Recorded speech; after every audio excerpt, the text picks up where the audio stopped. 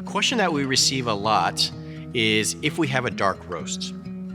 The short answer is no, but I would like to give some more detail and understanding, maybe mixed with a little bit of a history lesson to kind of depict why we don't do this. We consider ourselves cooks. We are taking a raw ingredient, cooking it, roasting it in a particular way to best highlight what that coffee has. Dark roasting the coffee is I even hesitate to say this, but I would consider it burning the coffee. And so if you think about that in regards to you going to a restaurant and ordering a dish, you would not say, please burn my dish for me and then let me pay you $20 for it. And that's how we view it in kind of a crass way. We want to deliver a high quality product that really highlights the inerrancy, the quality that is part of that coffee from the farmer to you. And that's generally our work. If you look back at kind of the history of coffee, at one time, the majority of coffee being produced in the world was not quality. We did not have science. We did not have tasters. In fact, to this day, most farmers that I come in contact with, most smallholders for sure, don't know how to taste their coffee. They've never tasted their coffee. So if you think about that, we're just shipping coffee historically that we don't actually know if it's good or bad.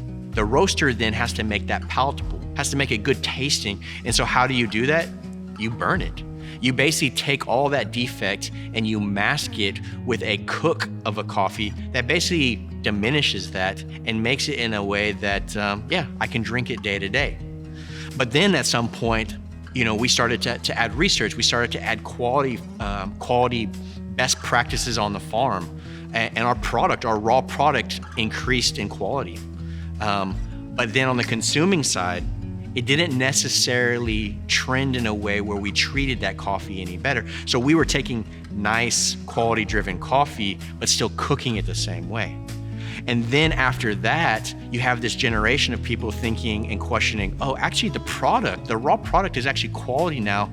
Why don't I cook it in a way that is quality driven, that highlights that type of coffee? Now we're asking farmers in a way to section out this piece of their farm, or can we have this type of variety planted only on your land so that we can taste what that terroir does and how that variety matches that particular variety. And then we want to cook it in a way to demonstrate the difference in all of these varieties and land so that the consumer can have this really cool and educated and sophisticated experience. Not that we hate dark roasted coffee. I know that the culture that we create stands on the shoulders of businesses before us, even Starbucks. Starbucks created the culture in which really America experiences coffee. It's just now we have taken steps forward in our thinking and in our behavior that we really want to showcase coffee in a different way, and that starts at that roasting process.